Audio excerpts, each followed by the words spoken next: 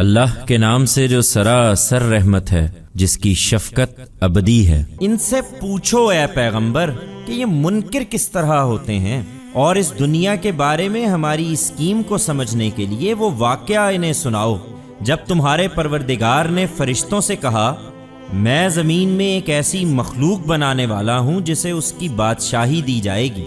انہوں نے عرض کیا کیا آپ اس میں وہ مخلوق بنائیں گے جو وہاں فساد کرے گی اور خون بہائے گی؟ اور ادھر ہمارا معاملہ یہ ہے کہ آپ کی حمد و ثنا کے ساتھ ہم آپ کی تسبیح و تقدیس کر رہے ہیں۔ فرمایا میں جانتا ہوں جو تم نہیں جانتے، اور انہیں سمجھانے کے لیے آدم کو سب نام سکھا دیے۔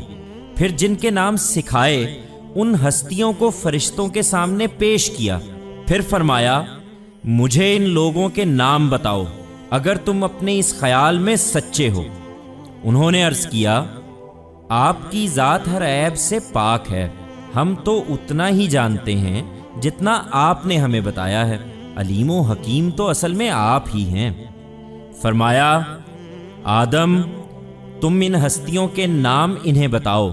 پھر جب اس نے ان کا تعارف انہیں کرا دیا تو فرمایا میں نے تم سے کہا نہ تھا کہ میں آسمانوں اور زمین کے بھید جانتا ہوں، اور میں جانتا ہوں جو تم ظاہر کر رہے ہو اور جو تم چھپا رہے تھے۔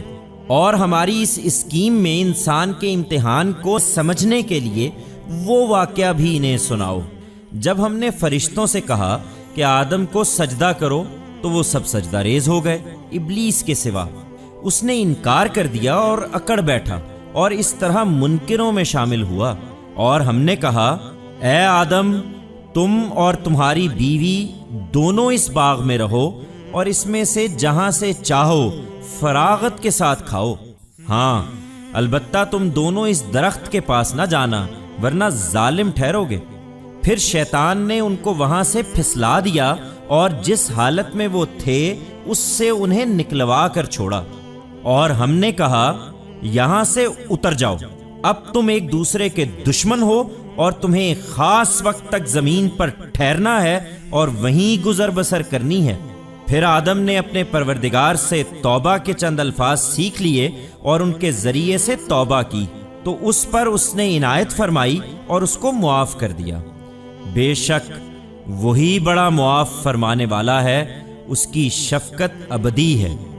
ہم نے کہا تم سب یہاں سے اتر جاؤ، پھر میری طرف سے اگر کوئی ہدایت تمہارے پاس آئے تو اسی پر چلنا، اس لیے کہ جو لوگ میری اس ہدایت کی پیروی کریں گے ان کا صلہ جنت ہے، سو ان کے لیے نہ وہاں کوئی اندیشہ ہے اور نہ وہ کبھی غم زدہ ہوں گے۔